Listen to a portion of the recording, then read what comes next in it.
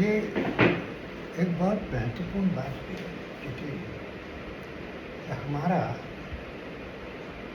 नाट्यशास्त्र का एक तो सैद्धांतिक पक्ष है, यानी सिद्धांत, इसमें बहुत सारी चीज़ें अपन बार बार रिपीट करते रहे हैं। उस पर तो अनेक ग्रंथ, अनेक पुस्तकें, रिसर्च सब कुछ हो चुका है। लेकिन जो हमारा प्रयोग पक्ष था वो बड़ा शिथिल रहा। उसके बहुत सारे कारण रहे हैं, ऐसे कारण रहे हैं। 800 वर्षों की गुलामी उसका बहुत बड़ा कारण था। हमारा संगीत भी और नृत्य भी और नाटक तो पूरी तरह से ध्वस्त हो गया। संगीत और नाटक में एक बहुत विशेष बात है। देखो, संगीत नाटक एकेडमी ने शायद 56 या मुझे सन याद नहीं है, लेकिन स्थापना के बाद 58 में या 60s में 3 सेमिनार किए थे। 58 एशियन रंगमंच के लिए, 58 एशियन रंगमंच के लिए, एशियन नहीं, भारतीय नाट्यशास्त्र से संबंधित भारतीय संगीत, भारतीय नृत्य और भारतीय नाटक, डांस, ड्रामा, म्यूजिक, तीनों पर अलग अलग सेमिनार के राउंड टेबल कॉन्फ्रेंस की वो प्रकाशित हैं। संगीत नाटक एकेडमी ने उन्हें पुस्तक के रूप में प्रकाशित किया है।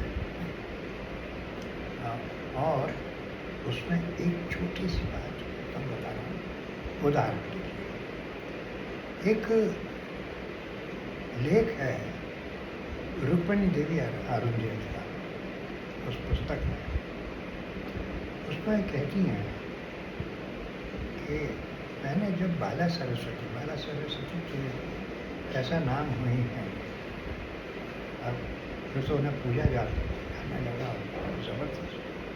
उन पर बहुत सारी किताबें भी लिखी गई, बहुत शोध हुए। उनको जब पहली बार देखा, वो देवदासी थी, दक्षिण की, और उनको सामाजिक सम्मान नहीं मिला।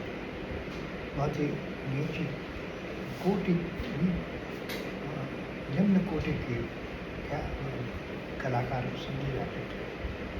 उनका नृत्य देखा रुक्मिणी देवी ने, तो उन्हें लगा अरे इसमें तो अद्भुत बात है, ये तो बहुत ही कलात्मक है।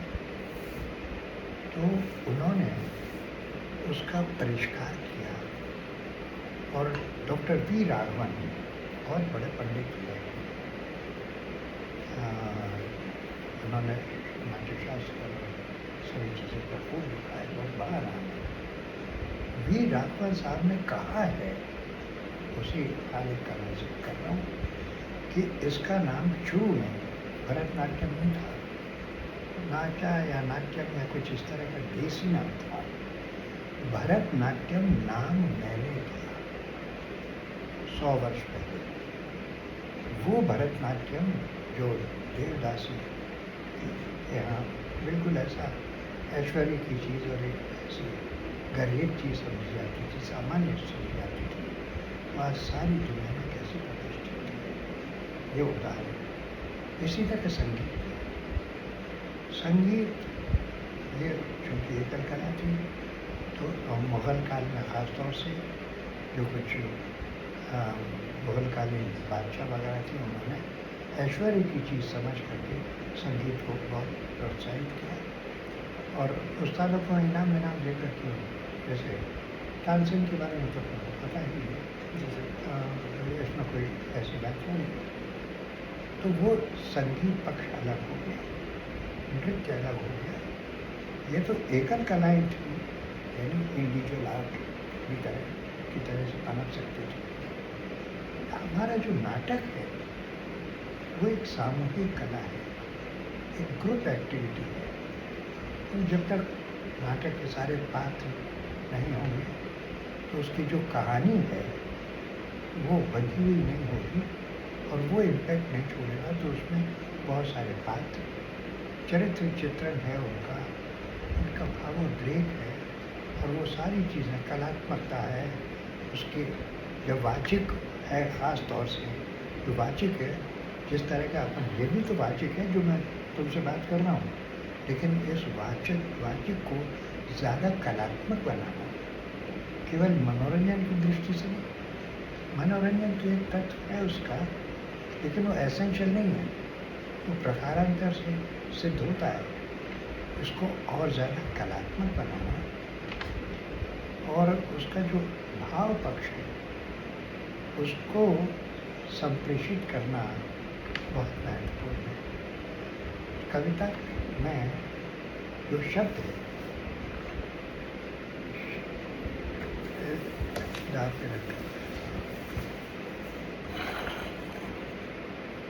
कविता का जो शब्द है उसका एक निश्चित शब्द का अर्थ है, और जो अर्थ है वो एक भाव विशेष को समाहित करता है, भाव विशेष पर केंद्रित रहता है।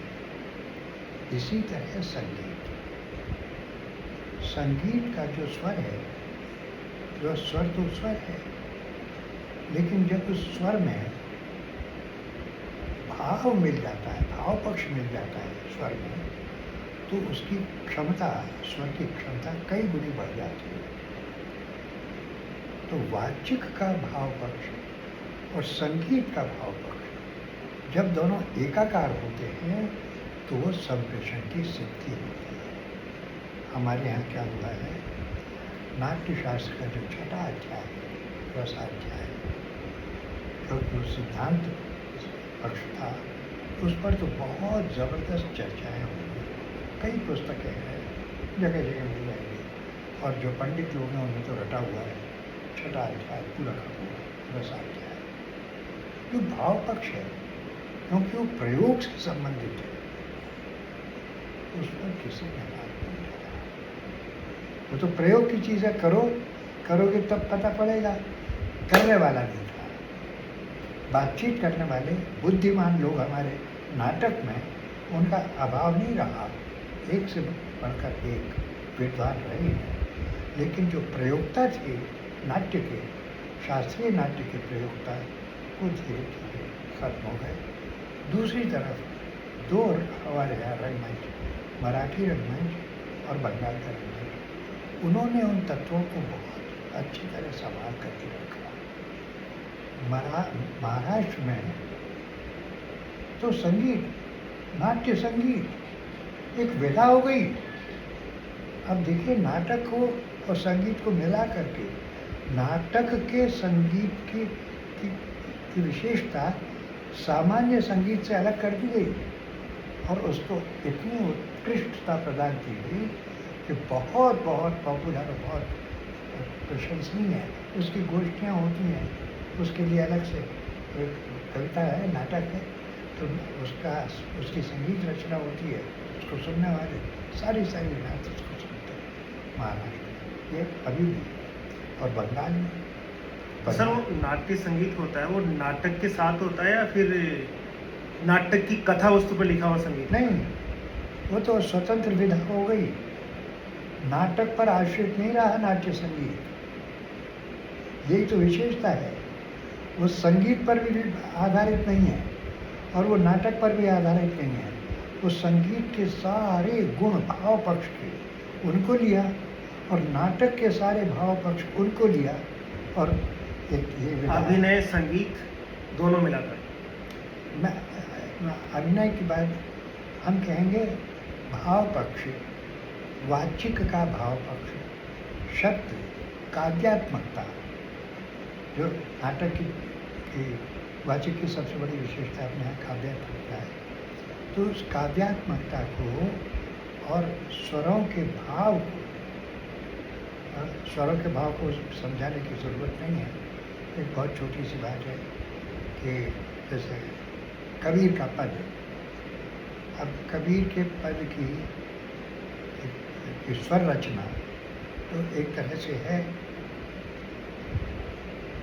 जब कुमार गंधर्व गाते हैं तो उसमें क्या पैदा करते हैं, कौन सा जादू पैदा करते हैं जो विशिष्ट बन जाता है।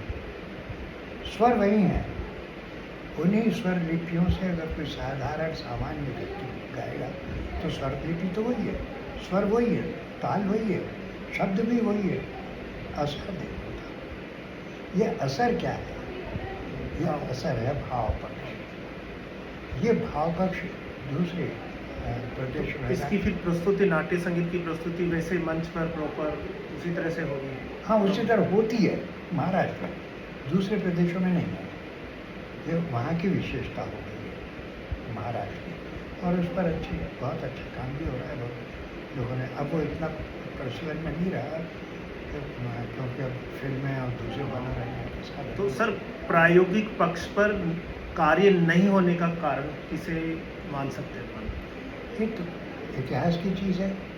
सबसे बड़ा कारण तो देखो, अगर हम देखें तो संस्कृत साहित्य और संस्कृत में जो कुछ लिखा जा रहा था वो बौद्ध काल में, मैं खासतौर से उत्तर भारत की बात कर रहा हूँ, बौद्ध काल में पाली प्रमुख भाषा हो गई, राजकीय भाषा भी और बातचीत की भाषा भी बौद्ध धर्म के प्रचार के साथ। तो जो संस्कृत थी उसके पंडित और उसका जो प्रयोग था वो दक्षिण की तरफ चला गया। फिर ये तो धीरे धीरे वहाँ पर भी संस्कृत के नाटक लिखे भी जाते रहे, मंचित भी दिए राजा महाराजा में कालिदास वगैरह, भास कालिदास के नाटक मंचित भी होते रहे।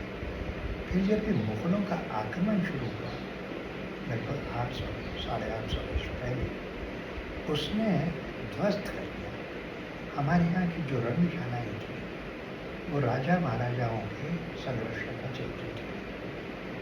तो जब राजा महाराजाओं पर आक्रमण होने लगे, वो ध्वस्त हुए, तो रंगशाला कैसे पड़ा? तो वो जो संगीत और नृत्य का जो पक्ष था वो एकल होकर के वो तो अलग से संरक्षित रहा, सुरक्षित रहा। नाटक खत्म हो गया और फिर मुगल काल में तो एक लंबा दौर आक्रमणों का जिसने फिर बहादुर शाह जफर ने फिर वो एक ऐश्वर्य की तरह से इंद्र सभा या फिर और दूसरी चीज़ें रंगरेलियाँ इस तरह से होती रही। और हमारे यहाँ का जो नाटक था, वो जो शास्त्रीय नाटक था, वो शास्त्रीय नाटक को तो एक शास्त्रीय दर्शक भी चाहिए और जो अभिनेता हैं वो भी परिपक्व और बहुत ही ऐसे चाहिए कलात्मक। जी, गाँव में हमारी जो शास्त्रीय विधा थी जब वो गई तो वहाँ जो शास्त्रीय पद्धति थी वो डाइल्यूट हुई और वहाँ की जो ग्रामीण व्यवस्था थी, वहाँ के शब्द, वहाँ के संस्कार, वहाँ की जातिगत विशेषताएँ, उनके साथ मिल करके पूरे देश में अलग अलग खंड खंड में वो लोक नाट्य विधाएँ हमारी चलती हुई। अभी हम देखें तो हमारे लोक नाट्य में, हमारा जो प्रश्न है उसका उत्तर देने की कोशिश करूँगा। उसमें प्रमुखतः दो धाराएँ हमें नज़र आती है लोक नाट्य में। एक लोक नाट्य है जो आध्यात्मिक, भक्ति और अनुष्ठान आदि से संबंधित है, जैसे रामलीला, रासलीला, प्रहलाद नाटक, इस तरह पूरे देश में अलग है। और एक जो है वो विशुद्ध मनोरंजन की है, जैसे नकला, जैसे भान पाते या बहुत सारे पूरे देश में भली भली कुछ जगह मिली हुई चीज़ें हैं। तो इन्होंने जो शास्त्र इन्हीं को तो परिष्कृत करके हबीब तनवीर ने जो देसी नाट्य था उसकी जो शास्त्रीयता थी उसको परिष्कृत करके, देसी नाट्य को परिष्कृत करके उसको इस तरह से सारे संसार में रखा। ये तो अभी हाल की बात है, पुरानी बात नहीं। तो इतने वर्ष लगे। इससे पहले हमारे यहाँ रविन्द्रनाथ टैगोर ने और भारतेंदु हरिश्चंद्र ने, ये 19वीं शताब्दी के आरंभ की बात है, 18वीं शताब्दी का अंत और 19वीं शताब्दी के आरंभ में इन दो महारथियों ने, नहीं 20वीं शताब्दी में, बड़ा प्रोफेसर तो 20वीं शताब्दी के आरंभ में इसको परिष्कृत किया और दोनों अलग, इनके आपस में कोई संवाद नहीं था टैगोर के और भारतीय की, लेकिन और भारतीय ने लगभग 8 वर्ष पहले एक निबंध लिखा जिसका शीर्षक है नाटक, और बहुत लंबा निबंध। और रविंद्रनाथ टैगोर ने एक निबंध लिखा लंबा, उसका शीर्षक है रंगमंच। और दोनों ही व्यक्ति, उस वक्त तो पाश्चात्य रंगमंच छाया हुआ था पूरी तरह से, हिंदुस्तान को तो मैं एकदम अपने ग्रिप में ले रखा था पाश्चात्य रंगमंच, रियलिस्टिक थिएटर में। उसके विरुद्ध दोनों व्यक्ति नाट्य शास्त्र के उदाहरण देते हैं। बहुत बड़ी बात है कि इतने वर्षों के बाद फिर भारतीय और रविंद्रनाथ टैगोर फिर उस शक्ति के साथ फिर पुनर्प्रतिष्ठित करने, नाट्य शास्त्र की पुनर्प्रतिष्ठा के संकल्प लेते थे। हमारा दुर्भाग्य रहा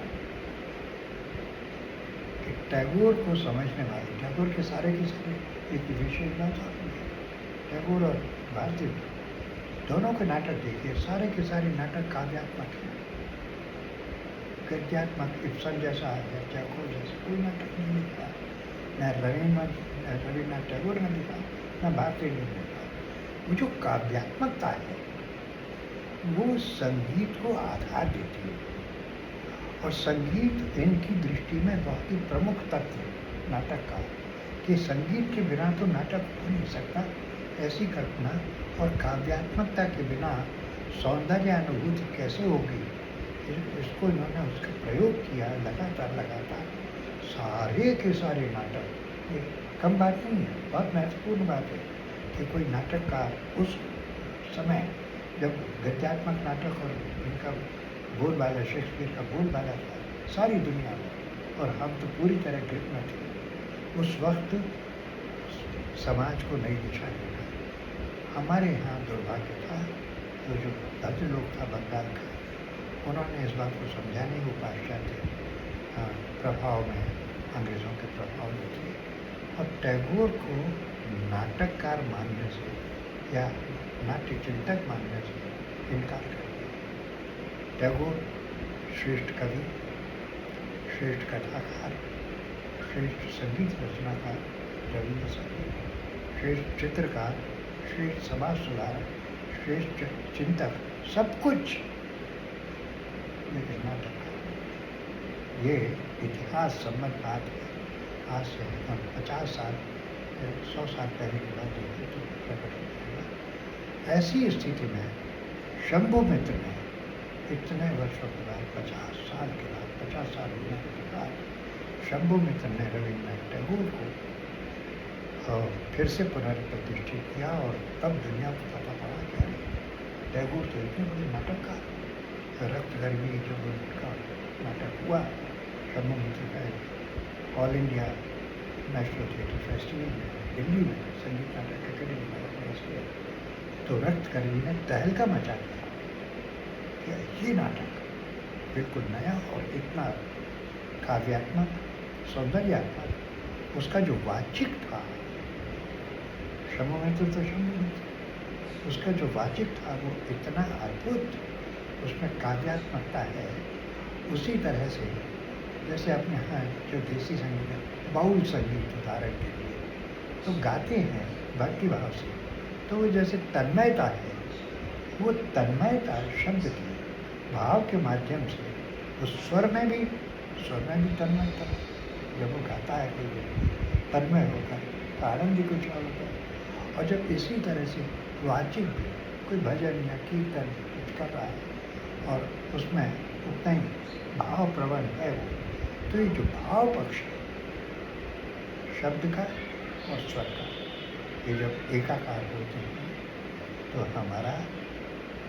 हमारा संप्रेषण, नाटकीय संप्रेषण पूरा होता है। सर, भविष्य में वापस यानी कि भारतीय रंगमंच स्थापित हो, शास्त्रीय रंगमंच स्थापित हो, उसके लिए क्या प्रयास किए जा सकते हैं?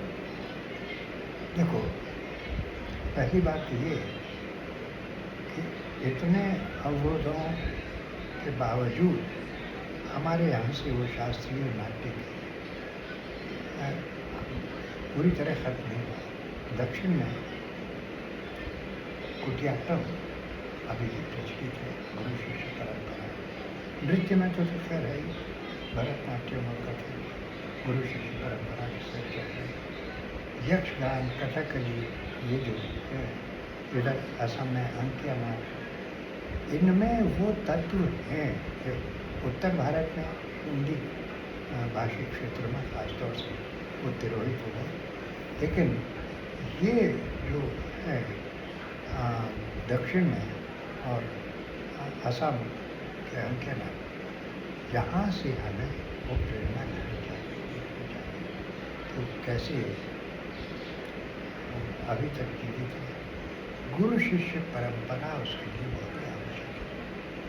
आवासीय गुरु आश्रम हो, वहाँ बच्चों को 8-9 बच्चों को रखते हैं, वो कुटियाट्टम में, और 5 वर्ष तक प्रशिक्षित करता है, फिर वो अभिनय के लिए वो स्टेज में। इसी तरह शास्त्रीय संगीत में, शास्त्रीय नृत्य में 4-5 साल तक बच्चा लगातार प्रैक्टिस करता है।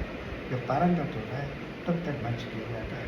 हमारे यहाँ क्या है, नाटक में कितना परिश्रम है, कितना अध्ययन है, कितना अभ्यास है।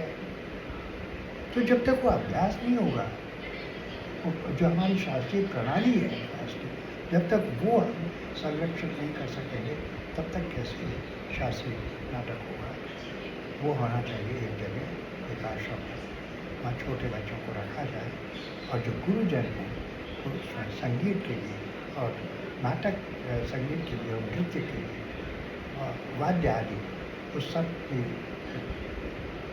शिक्षा दी जाए, प्रशिक्षण दिया जाए, और फिर वाचिक को, स्वर को, ताल को फिर सम्मिश्रण से फिर उस भाषा का जो नाट्य भाषा है उसको फिर से पुनः प्रतिष्ठित किया जाए। ये बहुत लंबा काम है, लेकिन इसके बिना ये जो अपन इस वक्त शॉर्टकट देख रहे हैं ना, एक संस्कृत का नाटक उठा लिया, हिंदी में उसका अनुवाद कर दिया और गद्यात्मक तरीके से डायलॉग्स को बोल दिया और हो गया संस्कृत का नाटक, शास्त्रीय नाटक। ऐसा सर हुआ भी है, मैंने सुना है, शायद मुंबई यूनिवर्सिटी या किसी ऐसा कॉलेज है, वहाँ पर शास्त्रीय नाट्य के लिए एक बजट भी होता है, वो करवाना था, और उन्होंने गद्यात्मक लिखकर और उसको प्रस्तुत कर दिया और उसको शास्त्रीय नाट्य बता दिया। भैया ये मुझे तो बहुत अनुभव है, मैंने तो बहुत जगह देखा है, गया हूँ भाषण देने के लिए और बहुत दुखी होकर के लौटा हूँ। उनकी विवशता है, प्रशिक्षण नहीं है। नहीं, लेकिन सर ये तो बहुत बड़ी चीज़ है ना, उनको यही पता नहीं है प्रथम चीज़ कि शास्त्रीय नाट्य की प्रथम आवश्यकता उसकी गद्यात्मकता तो है ही नहीं, वो तो होनी नहीं चाहिए। ये तो उन्हें मालूम है, लेकिन मालूम होने के बाद भी सुनो, अब वो अभिनेता तो नहीं है, जो अभिनेता हैं उनमें संगीतात्मकता नहीं है। यस, तो क्या करेंगे? उन्हें नाटक करना है, उन्हें जो भी कोई का कार्यक्रम है पैसे के लिए या जो संस्था के लिए जो भी कुछ वो करना है। तो इस वक्त की स्थिति ऐसी है, किसी को दोष नहीं दे सकते। हम इन परिस्थितियों को बदलेंगे, जब तक बदलेंगे तब तक नहीं। हम ऐसा नहीं कि जानते नहीं हैं, वो जो जिन गुरुजनों ने किया उनसे भी अगर बात करेंगे तो कहेंगे बात तो ठीक है, लेकिन करें क्या? यहाँ तुम जानते हो, मेरे ही 2 शिष्य ये गए थे ना बम्बई, संकेत और प्रीति दुबे ये गए, पुणे में इन्होंने एडमिशन लिया और वहाँ शास्त्रीय संगीत पढ़ा रहे थे। उन्होंने उन्हें पढ़ाया, तो उन्होंने खड़े होकर कहा कि हमने तो कुछ और पढ़ा है, क्या पढ़ा है? ये पढ़ा है, ये किसने पढ़ाया, तो उन्होंने नाम दे दिया और व्याख्या कर दी। उन्होंने कहा कि मैं कल तुम्हें इस बात का जवाब दूंगा। दूसरे दिन वो पढ़ कर के आए और उन्होंने कहा संगीत से किसी तो तुम्हारी बातें सही हैं, भार्गव जी को धन्यवाद देना, उन्होंने इतनी बड़ी बात इतना सरल तरीके से तुमको समझा दी। ये बात जब तक और लोगों तक पहुँचेगी नहीं तब तक बात कैसे बनेगी। हमें ये पढ़ाने वाले लोग ये तो सबकी तो प्रीति ने मुझे बताई कि हमारे क्लास में ऐसा हुआ, तो वहाँ तो आपको लेकर के इस तरह की चर्चा है। जितेन भैया सबसे बड़ी बात ये है कि प्रयोग पक्ष और दिक्कत वाला है। मैं नाम नहीं लेना चाहती, जितने भी इतने पंडित हैं मेरे गुरुजन, तो सिद्धांत उन्होंने मुझे नाट्यशास्त्र सिखाया है, पढ़ाया है, मुझे जरूर उम्मीद करके समझने की कोशिश की। लेकिन चूंकि मैं शुरू से प्रयोगता भी था, प्रयोग कर रहा था, नाटक कर रहा था, तो मैंने उन सिद्धांतों को नाटक के रूप में आजमाने की कोशिश की। तो कितने बहुत ही आश्चर्य की बात है कि आरंभ से जो पहला नाटक था वो भी संगीतात्मक काव्यात्मक था, पद्य में था, और आखिर में मतलब विसर्जन सुग्गा बाबा के जितने भी नाटक किए वो सारे के सारे पद्यात्मक थे और संगीतात्मक थे। नहीं, आपके साथ सर एक अच्छी चीज़ ये भी थी ना, आप प्रारंभ से कवि थे मूल तो कवि होंगे तो वो वैसे ही आ जाता है। एक बात मैं बताऊं, हमारे यहाँ के नाटककार जो थे ना उनको महाकवि कहा जाता था जी। नाटककार नहीं, मूलतः कवि होते थे, लाजमी तौर पे कवि होते थे, तब वो नाटक लिखते। तो वो कवि होने के कारण आपकी आधारशिला से। दूसरी बात, हमारे यहाँ चाहे कावलम नारायण पर्णिकर हों या हबीब तनवीर हों जो सफल हुए हैं, या शम्भू मित्र तो कवि नहीं थे लेकिन उनकी काव्यात्मकता उनका बहुत बड़ा गुण था। तो कविता को एप्रिशिएट करना, कविता लिखना, रतन थियम, ये जितने भी सफल व्यक्ति हुए हैं उनमें काव्यात्मकता कूट कूट कर भरी हुई थी। हिंदी क्षेत्र हमारा पिछड़ा हुआ रहा, दुर्भाग्य रहा, ऐसा कोई व्यक्ति नहीं था, या अगर कोई था भी तो उसे सपोर्ट या समर्थन सहयोग नहीं मिला और नहीं हुआ। सर शास्त्रीय रंगमंच के अगर देखा जाए तो हम तीन ऐसे तत्व, जैसे आदमी के अगर तीन तत्व माने तो भाई उसके श्वास चलनी चाहिए, दिल धड़कना चाहिए, वैसे तीन ऐसे तत्व कौन से हैं कि ये तत्व तो उसकी मूल है कि ये तीनों चीज़ें तो होनी चाहिए। सबसे पहले उसका जो भाव पक्ष है,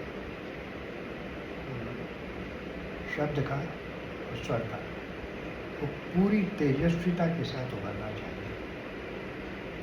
दूसरा तत्व उसकी, जैसे आपने भाव पक्ष कहा, भाव पक्ष तो पाश्चात्य नाटक में भी होगा, इसका भाव पक्ष कैसे अलग होगा?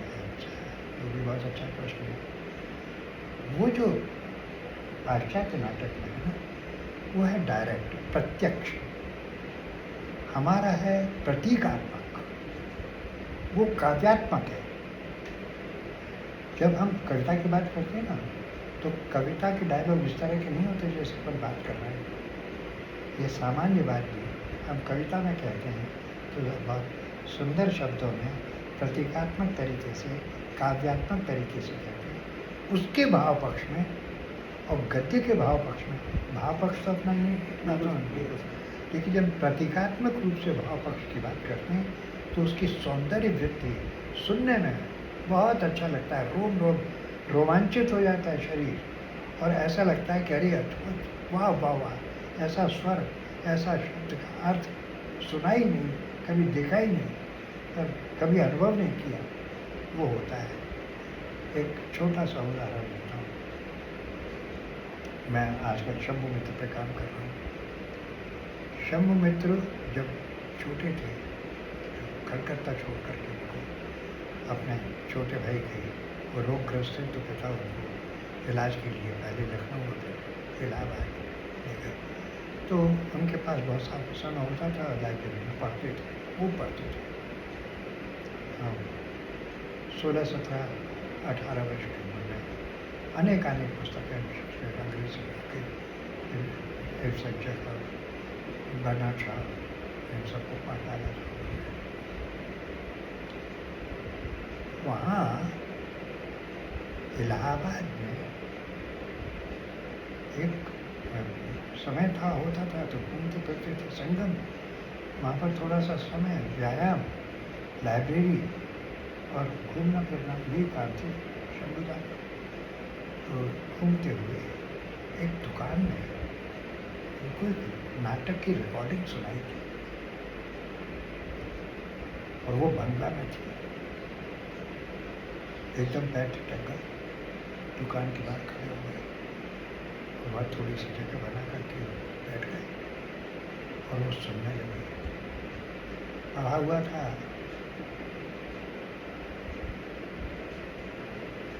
तो ख्याल आया कि अरे शेरू प्रसाद विद्या विनोद का नाटक है, आलम की।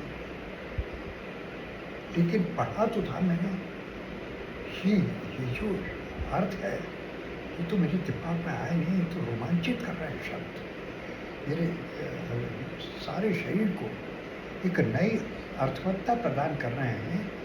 ये वाचिक गजब है, क्या है ये? तो शब्द कितना महत्वपूर्ण होता है, वो शब्द मैंने पढ़ा तो असर नहीं हुआ।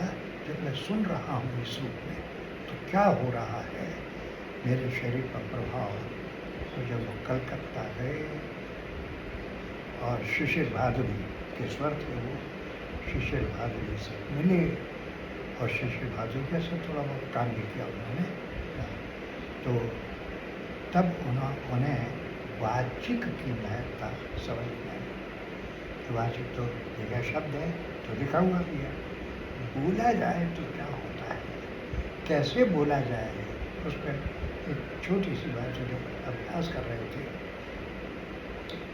शब्द में थे, तो अ आ ई उ ए ऐ ओ औ, ये जो स्वर हैं, इन स्वरों को के उच्चारण की उस तरह से प्रैक्टिस कर रहे थे, उस तरह से अभ्यास कर रहे थे, जैसे संगीत का विद्यार्थी सारे गामा पा धा सा इसका अभ्यास करता है।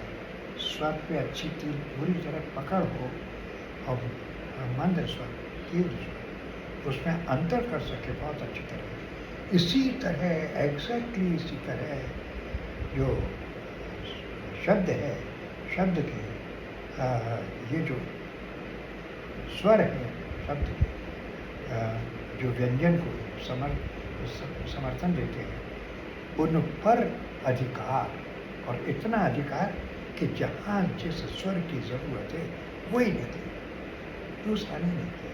जैसे जो संगीतज्ञ होते हैं, कभी गलत स्वर नहीं निकलता उनकी वजह से, वही तो उनकी साधना है। ये साधना शंभु मित्र ने जब की, तो वो इतने बड़े अभिनेता और ऐसे वो चाहिए। वो साधना कैसे हो, अपने पास सामग्री बहुत है। वापिस आते हैं वो 3 प्रमुख तत्व। अच्छा, तो एक तो मैंने तुम्हें भाव पर बताया, एक उसकी काव्यात्मकता है, प्रतीकात्मकता है, जो सौंदर्य को स्थापित करता है। और तीसरा है नाटक का जो परस्पर संवाद है चरित्रों का, वो इतना सुगठित होना चाहिए, सहज और स्वाभाविक होना चाहिए कि उसमें कहीं कृत्रिमता या बनावट नहीं लगे। सहज रूप से, जितना सहज होगा उतना ही ज़्यादा असर करेगा, और उसकी जो बाकी जो उसका चारी है वो भी उसके साथ ही होती है। तो ये सारे तत्व जब मिल जाते हैं, 3 तत्वों को और सहारा देने वाले, तब नाटक परिपूर्ण होता है। इसमें चारी, जो परस्पर संवाद, शास्त्रीय रंगमंच के शास्त्रीय संवाद, परस्पर भाव, प्रतीकात्मकता, सौंदर्यबोध, प्रतीकात्मकता, काव्यात्मकता, सौंदर्यबोध, मैं तीनों को एक ही कर देता हूँ, इनको अलग अलग। और संवाद, चारित्रिक संवाद, उनके एक एक अद्भुत बात है हमारी। जैसे मान लो अपन बैठे हैं और मैंने कोई बात कही और आपके मन में यह आया कि भार्गव जी अभी तो ये बात कर रहे हैं और अभी 2 दिन पहले या 4 दिन पहले या 6 महीने पहले इन्होंने बिल्कुल दूसरी बात की थी और उस बात को भी इसी तरह पुष्ट कर रहे थे और अभी इस बात को भी पुष्ट कर रहे हैं। कौन सी बात सही है, कहाँ ये झूठ बोल रहे हैं या भूल रहे हैं या आपके मन में चल रहा है? मैं बोल रहा हूँ और आपके मन में चल रहा है। अब आप इसे कैसे व्यक्त करेंगे? बोल तो मैं रहा हूँ, दर्शक तक कैसे पहुँचेगी ये बात? तो हमारे नाट्य शास्त्र में इस तरह की स्थितियों के लिए बहुत सारे ऐसे डिवाइसेज, ऐसी युक्तियाँ हैं। जैसे वो आप पाश्चात्य नाटक में नहीं, आप एक तरफ भावों से, शरीर की मुद्रा से या नेपथ्य की आवाज़ से ये बता सकते हो कि मन में क्या चल रहा है। हमारे यहाँ जैसे उदाहरण देता हूँ जी, ये विशेष चीज़ें हैं। भास का नाटक, मध्यम आयु, बाप बेटों में युद्ध हो रहा है, भीम और घटोत्कच में। भीम को मालूम है कि उसका बेटा है घटोत्कच को नहीं पता है कि मैं अपने पिता से युद्ध कर रहा हूँ। बहुत ही रोचक स्थिति है और भीम आजमा रहे हैं घटोत्कच के बल को और देखते हैं हाँ ये तो वाह बलशाली है। तो कहते हैं ओ दुर्योधन सावधान हो जा, तेरा शत्रु पक्ष प्रबल हो रहा है। वहाँ मंच पर युद्ध कर रहे हैं बेटे से और ये बात पहुँचा रहे हैं दर्शकों तक किस तरह जैसे घटोत्कच ने सुना ही नहीं है। घटोत्कच सुन लेगा तो नाटक, तो ये ऐसी डिवाइसेस, ये युक्तियाँ पाश्चात्य नाटक में है। हमारे यहाँ इतना विलक्षण है हमारे यहाँ का नाटक, इसको अगर अच्छी तरीके से प्रस्तुत किया जाए तो अद्भुत आनंद है। ऐसा आनंद है जो अनिर्वचनीय है। सर, भास के बात की आपने, तो भास के नाटकों में शास्त्रीयता को कैसे देखते हैं आप? देखो, कोई शास्त्रीयता एक ऐसी चीज़ नहीं होती है जो ऊपर से नज़र आ जाए। जैसे रोगी के आपने नब्ज पकड़ ली और देखा क्या कितने चल रही है पर पहचान लिया। नो, काव्य को पढ़कर उसको एनालाइज करके और फिर कल्पना में उसका अभिनय या उसका प्रयोग, पहले कल्पना एक किया जाए कि इसलिए किया जाए। आपको जब कल्पना में आनंद आने लगता है, विलक्षणता नजर आती है, तो आप उसे उतारते हैं और फिर उसको अपनी शक्ति, अपने सामर्थ्य, अपनी योग्यता के अनुसार उसे परिष्कृत करके प्रस्तुत करते हैं। तो वो प्रस्तुत करने के अंत में वहाँ आपको पता पड़ता है कि इसकी शास्त्रीयता क्या है, कितनी प्रमुख है। वो आपको जो गुरु है या जो प्रयोक्ता है, जो निर्देशक है, उसकी योग्यता पर निर्भर करता है। बहुत एक साधारण सा नजर आने वाला नाटक विलक्षण हो सकता है और एक विलक्षण नाटक बहुत साधारण हो सकता है। तो शास्त्रीयता एक ऐसी चीज़ नहीं है जिसको आप आरोपित कर सकें कि ये शास्त्रीय नाटक है, ये नहीं। तो पढ़ने से पता पड़ जाता है अरे इसकी भाषा इतनी साधारण है, इसके चरित्र में, संवाद में इतना साधारण है, नाटकीयता नहीं है, कहीं गहराई नहीं है उन संवादों में, वह अंतर्द्वंद में, उनके सोचने में, वो जो कह रहे हैं वो उसमें इतनी विलक्षणता नहीं है। तो आपको साधारण लगता है। जब नाटक पढ़ते हैं, बार बार पढ़ते हैं, उसमें अनेक अर्थ निकलने लगते हैं। और ये पिछली बार मैंने पढ़ा था तो ये एक और अर्थ तो लगता है कि शास्त्र अनेक अर्थ, प्रतीकात्मक, काव्यात्मक जो आप पढ़ कर के देखते हैं तो अंदाजा लग जाता है। और फिर आपकी योग्यता और आपकी क्षमता इस पर निर्भर करता है। सर आपने कहा कि नाट्य शास्त्र पे सैद्धांतिक पक्ष पे तो बहुत काम हुआ है। मेरा सर मानना है, मेरी तो उम्र भी ज़्यादा नहीं है, अनुभव भी ज़्यादा नहीं है, लेकिन 1950 के बाद के कहीं पुस्तकें पढ़ी को देखा, तो जो लोग चर्चाएं कर रहे हैं ना, वो नाट्य शास्त्र के सैद्धांतिक पक्ष पे सिर्फ ये कर रहे हैं कि नेत्राभि अभिनय ये होता है, अस्त अभिनय ये होता है, या अन्य अभिनय ऐसा होता है। लेकिन जो उसका मूल है ना सर, उसके बारे में जो आपने मूल जैसे अभी बताया, भाव पक्ष, उसमें संगीतात्मकता, उसमें काव्यात्मकता, उस पर तो फिर भी वो चर्चा नहीं कर रही, यानी कि कुछ लोगों ने इसलिए नहीं करेंगे, बिल्कुल ठीक है, क्योंकि वो जानते नहीं कि इसके प्रयोग पक्ष को कैसे हम अपने शिष्य तक पहुंचाएं, वो पारंगत हो। हमारे यहाँ का जो कथक नृत्य है, उसका जो भाव है, उसे भाव कहना, भाव कह रहे हैं कि क्या है भाव कहना। वहाँ से लीजिए नेत्राभिनय, तो सिखाइए बच्चों को, ये होता है नेत्राभिनय, ये होता है ग्रीवाभिनय, ये होता है कटियाभिनय, ये होता है हस्ताभिनय। वो सारी की सारी जो मुद्राएं, भंगिमाओं की भाषाएं, उस बच्चे को सिखाइए। स्वर सिखाइए, जो संगीतज्ञ सिखाता है अपने शिष्य को, वो आप अपने शिष्य को, नाटक के शिष्य को सिखाइए। और वाचिक, फिर इन दोनों तत्वों के साथ उस वाचिक के शब्दों के अर्थ को पकड़िए और उसे व्यक्त करने के तरीके बताइए। एक मैं बहुत छोटा सा उदाहरण देता हूँ, क्योंकि शब्द तो लिखा हुआ होता है, उसमें प्राण तो अभिनेता डालता है। मैं कहता हूँ क्या, या मैं कहता हूँ क्या, या मैं कहता हूँ क्या, अर्थ बदल गए ना, शब्द वही है। तो शब्द तो लिखित वही है, जो प्रयोगता है, जो अभिनेता है, उस अर्थ विशेष के साथ, स्थिति विशेष के साथ उसको किस तरह से संप्रेषित करने की चेष्टा करता है, वो है कलात्मकता। उसके गुरुजन बहुत कम है, बहुत कम। वो सिखाने वाले नहीं है, और सिखाने वाले भी नहीं है, और उससे कम सीखने वाले हैं। सीखने वाले तो लगभग नहीं है।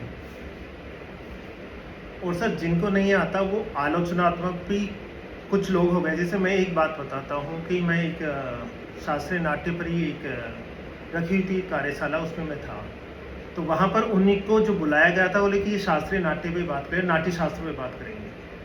तो उन्होंने मजाक उड़ा दिया एक तरह से नाट्य शास्त्र की, कि राजा बात करेंगे तो उसके ज्येष्ठ और शास्त्र इतने बड़े होंगे। क्योंकि ये कहाँ का नियम है, उसकी मजाक उठा रहे थे। जबकि मेरे हिसाब से तो राजा को ऐसा ही बोलेगा, उस मजदूर की तरह तो नहीं बोलेगा। ये जो हमारा पाश्चात्य प्रभाव है ना, उससे आतंकित हो गए हैं, इसलिए वो इस तरह की बात करते हैं। जब वो हमारे यहाँ के अंकिया नाट को या कुटियाट्टम को या यक्षगान को देखेंगे, या हमारे शास्त्रीय नृत्य को देखेंगे, तो उनकी अवधारणाएं खत्म हो जाएगी। वो गौर से देखें तो सही, हमारे यहाँ के जो नाटक के, शास्त्रीय नाटक के विद्वान हैं, जो प्रयोग भी कर रहे हैं, उनको शास्त्रीय संगीत और शास्त्रीय नृत्य के बारे में तो कुछ पता ही ना, तो रुचि है ना। तो ये बड़ा दुर्भाग्य है हमारे यहाँ। और एक बात और भी है, आदिकाल से और अनंत काल तक, जब तक ये सृष्टि रहेगी, आलोचना करने वालों का एक पक्ष तो प्रबल रहेगा। वो चाहे जाने या नहीं जाने, लेकिन उसकी आलोचना करना, खंडन मंडन करना उनका परम धर्म और परम, मैं उनका अस्तित्व इस बात पर निर्भर करता है कि आप पूछ सकते हैं। उसकी चिंता बिल्कुल मत कीजिए। जो बड़े से बड़े लोग हैं, उनको भी, शेक्सपियर को भी आलोचना सहनी पड़ी थी, टैगोर को सहनी पड़ी थी, बड़े बड़े लोगों को आलोचना, भयंकर आलोचना, महावीर तनवीर को, शंभु मित्र को, इनको कम आलोचना से। पन्नीकर जी के साथ तो मैं बहुत लंबे अरसे तक मैंने काम किया है। पन्नीकर जी को कितनी आलोचना सहनी पड़ी, उससे चिंतित नहीं हुए, लगातार काम करते रहे। पद्म भूषण और पद्मश्री और अनेकानेक सम्मान फिर उनके चरणों में आ गए। जिनकी समाज आलोचना कर रहा था कोई सम्मानित होगा। तो ये तो नियम है सृष्टि का, सामाजिक नियम है, इसकी चिंता नहीं करनी चाहिए। ये होता रहेगा, निरंतर होता रहेगा। हमें अपना लक्ष्य, अपना काम ये देखना है और उसमें पूरी सामर्थ्य अपने जो सहधर्मी लोग हैं उनको साथ लेकर के, अकेले नहीं होगा, सहधर्मी लोगों को साथ लेकर के हम जब आगे बढ़ेंगे तब बात करेंगे। सर, एशियाई रंगमंच की या जन्म या जड़ या मूल क्या नाट्यशास्त्र से माना जा सकता है? अभी जो पिछले 50 वर्षों में जो स्टडी हुई उससे इस तरह के संकेत मिलते हैं। पहले तो हम चाइना की बात करें। बौद्ध धर्म में अशोक ने बौद्ध भिक्षुओं को धर्म प्रचार प्रसार करने के लिए वो भगवान बुद्ध के उपदेशों को, गुणों को संप्रेषित करने के लिए जातक कथाओं का सहारा लेते थे। जातक कथाओं को वो संगीत में बना करके और गाते हुए प्रचार के लिए निकलते थे। और यहाँ से, हमारे देश से एक रूट जिसे सिल्क रूट कहते हैं, वहाँ तक गए और बौद्ध धर्म का, चीन में तो बौद्ध धर्म का बहुत ज़बरदस्त प्रचार प्रसार था। जैसे मंदिर थे तो तोड़ दिए गए, बात दूसरी। तो चीन में वहाँ बौद्ध धर्म का प्रचार प्रसार बहुत, और वहाँ से वो जापान तक यात्रा करते हुए भगवान बुद्ध के उपदेशों को यात्रा करते हुए ले गए। वहाँ उनका जो एक प्रयोग पक्ष था ये बड़ा उन्हें अच्छा लगा, मनोरंजक लगा। उन्होंने अपनी भाषा और अपना जो स्वर है, अपने ताल है, अपनी यहाँ के लोगों की आंखों में और जापान के लोगों की आंखों में तो बहुत अंतर है। तो हमारे यहाँ जो नेत्राभिनय होता है वो वहाँ हो नहीं सकता, तो वहाँ जो हो सकता था उस रूप में उसको ढाल लिया और अपनी एक शैली, अपने देश की एक शैली निर्मित की। तो मूल में तो भैया नाट्यशास्त्र लगता है, क्योंकि वो पाश्चात्य नाट्य से एकदम अलग है। उसमें प्रतीकात्मकता, काव्यात्मकता, नृत्यात्मकता, जो संगीत का पक्ष है, प्रबल पक्ष है, और उसे अधिक सौंदर्यशाली बना के यथार्थवाद से बिल्कुल अलग है। बीजिंग ओपेरा भी और नो और काबुकी भी यथार्थवाद से एकदम अलग है। उनके जो कॉस्ट्यूम है वो भी यथार्थवादी नहीं है, वो बहुत ही अलंकारिक है, अलंकार से परिपूर्ण है, बहुत सुंदर दिखने वाली है।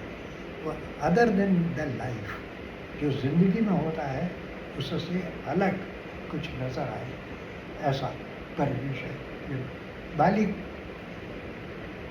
इंडोनेशिया तो मुस्लिम कंट्री है, ज़्यादातर मुसलमान है। वहाँ रामायण जो हो रही है उसको ज़रा देखें, आज भी हो रही है, उसको देखें कहाँ से आई वो, प्रश्न करने की ज़रूरत ही नहीं होती। जब ये पाश्चात्य विद्वानों ने ज़रा कुछ स्टडी करने की कोशिश की तो ग्रोटोस्की आश्चर्यचकित हो गए। उन्होंने तो साफ साफ लिखा इस बात को कि पाश्चात्य नाटक करने वालों को बालिनीज थिएटर से शिक्षा ग्रहण करनी चाहिए कि नाटक कैसे होता है।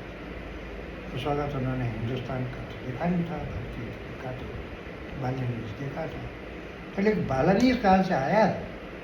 वो तो आज भी उसका जो मुकुट है, उनकी जो वेशभूषा है, उनका जो उनकी नृत्यात्मकता है, उनके संवाद हैं, रामायण की कथा मूलतः वही है, उसमें थोड़े परिवर्तन कर दिए अपने देश और अपने प्रथा, अपने समाज के अनुसार, वो सहज और स्वाभाविक है। लेकिन वो ये सारे जो पक्ष हैं ये पाश्चात्य रंगमंच की अवधारणा, जिसे हम ग्रीक थिएटर या एरिस्टोटल पोइटिक्स से जो निश्चित है उनसे बिल्कुल अलग है। तो नाट्यशास्त्र से जो सिद्धांत निकले उनमें और एरिस्टोटल के पोइटिक्स से जो सिद्धांत निकले वो उनमें ज़मीन आसमान का फ़र्क है। वो यथार्थवादी है पूरी तरह से, ग्रीक जो है वो पूरी तरह यथार्थवादी है और ये यथार्थवाद को पूरी तरह खंडित पंडित करते हैं कि यथार्थवाद हमारा नाटक नहीं हो सकता। नाटक तो एक आत्मीय आनंद की वस्तु है। ये जो दर्शक को स्पिरिचुअलिज्म तक ले जाता है, मनोरंजन से, सामान्य मनोरंजन से आध्यात्मिक सुख तक ले जाने वाली चीज़ है। तो ऐसी चीज़ तो सांसारिक जो प्रयोग हैं उनसे अलग, विशिष्ट और अधिक गुण वाली होगी ही लास्ट में।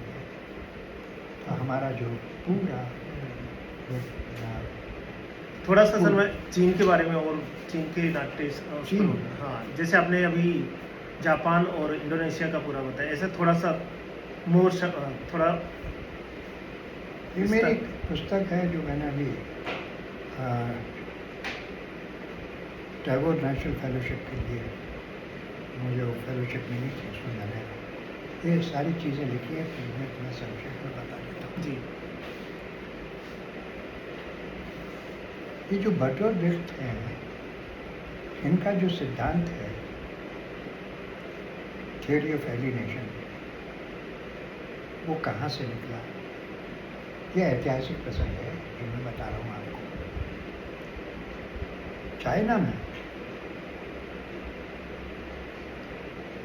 चाइना का पीकिंग ओपेरा, रशिया में एक अंतर्राष्ट्रीय थिएटर फेस्टिवल था और बर्टोल्ट ब्रेख्ट क्योंकि वो भाषावी सिद्धांतों से तो उनके निकट थे, तो उनको एक तरह से देश निकाला दे दिया गया था और मास्को में रह गए थे। और स्टैनिस्लॉवस्की के समकालीन थे तो पाश्चात्य रंगमंच उससे संतुष्ट नहीं थे। इन्होंने एक चाइनीज़ नाटक उसी फेस्टिवल में देखा। उस नाटक का नाम था द फिशरमैन्स रिवेंज। और वो नाटक क्या था कि एक मछुआरा है, उसकी बहुत सुंदर कन्या है, माँ की मृत्यु हो गई है और वो जो मछुआरा है वो उसकी बेटी पर वहाँ का जो जमींदार है उसकी कुदृष्टि है, उससे बचाने के लिए पूरी कोशिश करता है। मछुआरा बहुत गरीब है। तो जो कहानी बता रहा हूँ जी जी, तो वो वहाँ से निकलता है अपने बेटे को लेकर और प्रकारांतर से वो कहीं उसके जो सैनिक वगैरह हैं, उसके जो जमींदार के लोग हैं, उनकी वजह से डर करके पिछड़ जाता है। मछुआरा अलग हो जाता है और बेटी अलग हो जाती है। अब वो बेटी उसके पीछे लगे हुए लोग, वो अभिनय करते हुए आती है। ये दृश्य बहुत महत्वपूर्ण है जिसका जिक्र है, ऐतिहासिक जिक्र है। एक नदी है, मंच पर कहीं कोई पानी वानी का, जैसे यथार्थवादी नाटकों में होता है ना, इल्यूजन क्रिएट करना, ऐसा कुछ नहीं है। और वो उसके हाथ में एक छोटा सा डंडा है, पतवार की तरह, पूरी पतवार भी नहीं है, और वो इस तरह से चला रही है, ऐसे लगता है जैसे नाव चला रही है पानी में। और वो दर्शकों के मन में, नाव नहीं है, पैर है, लेकिन दर्शकों के मन में वो नाव उत्पन्न कर देती है। पतवार से लगता है कि जैसे नाव चल रहा है, लहरों से पता पड़ता है कि पानी है और कहीं वो टकराती है और कहीं फिर संभलती है। वो अभिनय देखा उन्होंने पूरी तरह नॉर्मल। यथार्थवाद ना तो पानी है, ना नाव है, ना पतवार है, और वो सब कुछ क्रिएट कर रही है वो लड़की। और माइलेन फैंग एक पुरुष थे जिन्होंने ये लड़की का विरोध किया। तो माइलेन फैंग वो बहुत बड़े प्रसिद्ध कलाकार थे। माइलेन फैंग को देख करके उनके मन से अनायास वहाँ और this is what I want in my theatre, ये अनायास निकला। और ये ऐतिहासिक तथ्य है, यहाँ से थियरी ऑफ एलिगेशन यथार्थवाद से अलग होने की प्रक्रिया शुरू हुई। तो चाइनीज़ नाटक के बारे में भी हमें पता पड़ गया और पाश्चात्य नाटकों के बारे में। इस तरह के अनेक प्रसंग हैं।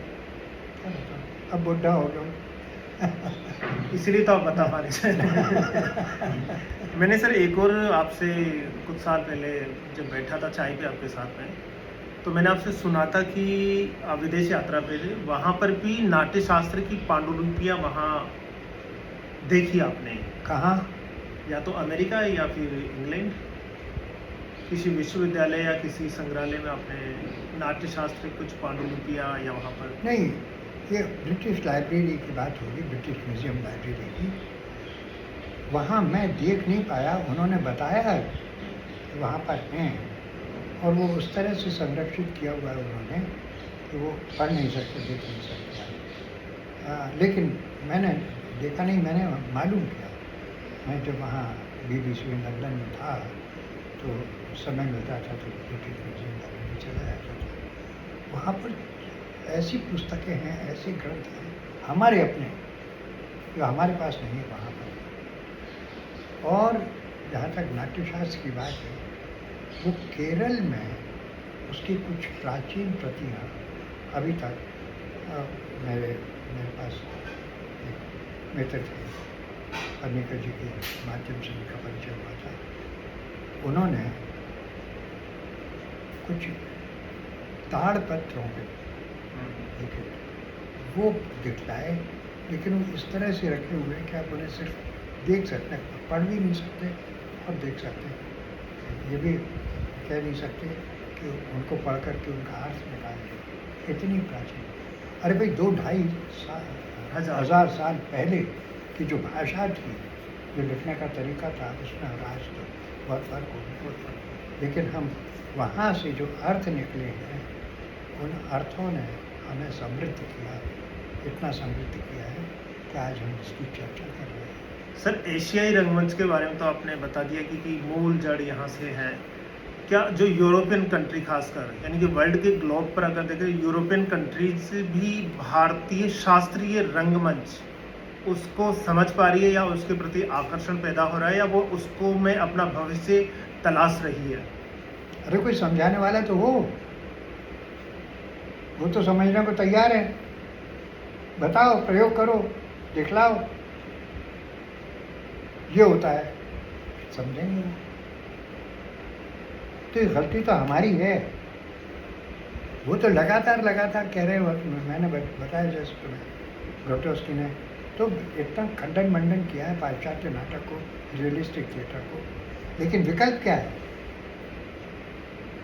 विकल्प को जब तलाश करने की कोशिश करते हैं तो हमारे यहाँ होना ही चाहिए कि हमारे यहाँ नाटक जैसे कुछ आइटम है, उस तरह शास्त्रीय रंगमंच का एक ऐसा कला मंडल हो, जैसे ब्रेट का बर्ना एंसाम्बल है, ये मॉस्को आर्ट थिएटर है, स्टैनिस्लॉवस्की का मॉस्को आर्ट थिएटर है, बर्टोल्ड का बर्ना एंसाम्बल है। इस तरह की संस्था हो जो पूरी तरह से सरकार सहायता दे, ऐसा नहीं कि पूरी तरह निर्भर है, नहीं, नॉट एट ऑल, वो उसमें भी गड़बड़ हो जाएगी वो, लेकिन उसको जीवित रखने की कोशिश करे सरकार। जो गुरुजन हैं उनका मानदेय दे, श्रेष्ठ गुरुजन जो हैं अपने देश के, उनको आमंत्रित करें, वहाँ प्रशिक्षित करें लोगों को, और नियमित रूप से 2, 4, 5 साल के बाद नाटक करें, और वो नाटक नियमित रूप से हो।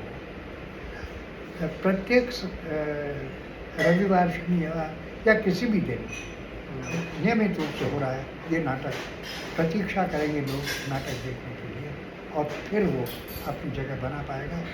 तब हबीब तमीज़ को कैसे बुलाया लोगों ने?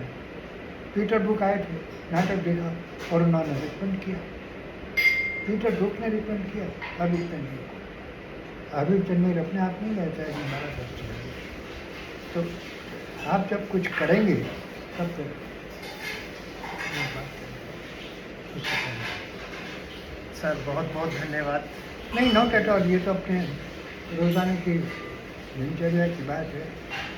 लेकिन सर मेरे लिए एक महत्वपूर्ण डॉक्यूमेंट रिकॉर्ड हो गया है। महत्वपूर्ण बात फिर प्रयोग की है। प्रयोग की दिशा में अपनी शक्ति, अपने सामर्थ्य को केंद्रित करो, और अगर वो हो सके तो सफल चर्चा। प्रयोग भी सर समझ में आया है। आज के 16 साल पहले का जितेंद्र, आज के जितेंद्र में तो बहुत अंतर होगा। उस टाइम अगर मैं बात करता तो आप 1 मिनट में बाहर नहीं निकल जा। आज आपने 1 घंटा का समय मुझे दे दिया। 1 घंटा? हाँ सर, 1 अरे घंटा, पता 1 ही नहीं घंटा। पड़ा भाई। वाह। मेरे लिए तो सर बड़ा, ये थे मेरे गुरुजन आदरणीय भारत रत्न भार्गव जी। मूलतः कवि, लेखक, नाटककार, अभिनेता, हिंदी एंड BBC ब्रॉडकास्ट में बड़ा लंबा अनुभव, संगीत नाटक अकादमी में डिप्टी सेक्रेटरी और संस्कृति मंत्रालय की टैगोर फेलोशिप के रिसर्च करता। थैंक यू सर, आपका आशीर्वाद बना रहेगा। खुश रहो, जीते रहो, सफल हो जीवन में, खूब तरक्की करो, हमें अच्छा वाला